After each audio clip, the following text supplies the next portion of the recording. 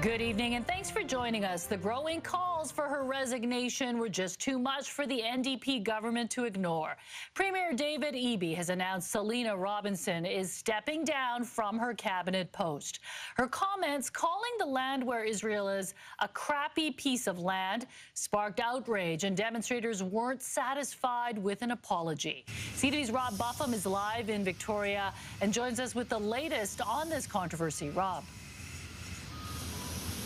Mijung, the announcement was made this afternoon following mounting pressure over the past few days after comments that Selina Robinson made in an online panel.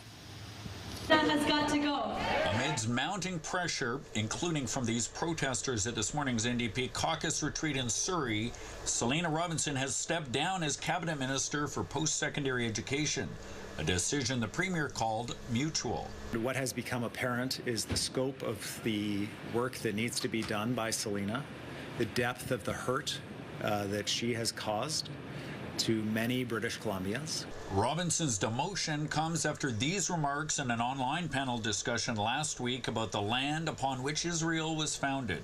It was a crappy piece of land with nothing on it. There were, several 100,000 people, but other than that, it didn't produce an economy. The controversial comments sparked widespread outrage. Representatives from more than a dozen mosques and Islamic groups sent a letter Friday to the premier demanding Robinson resign and advising no NDP MLA or candidate was welcome in mosques until she did. Today's news was called a first step by the National Council of Canadian Muslims. It brings kind of justice that a lot of the community has seen lacking in the past few months. Robinson had issued a statement this morning, a second apology in several days, but she didn't offer to resign, noting instead, "I am committed to learning from this significant mistake. To that end, I will be taking part in anti-Islamophobia training to more deeply understand the concerns that have been expressed to me." Not good enough for these protesters who said they had a petition with 11,000 names calling for Robinson to resign.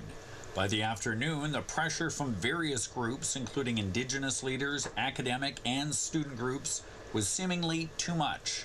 And the government simply could not afford to ride this out any longer. With its throne speech and budget coming up later this month, the government really wants the conversation around those items, setting up its election bid for this year. She will need to spend, what is clear, a significant amount of time in face-to-face meetings with a lot of people who are hurt by her comments, and she needs to focus on that.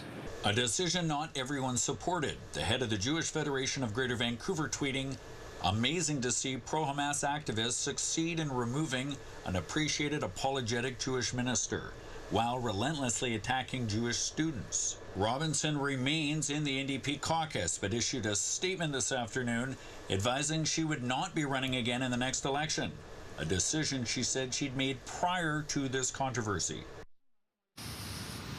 Robinson will be replaced immediately by Brenda Bailey, who's currently also the Minister of Jobs, Technology and Innovation.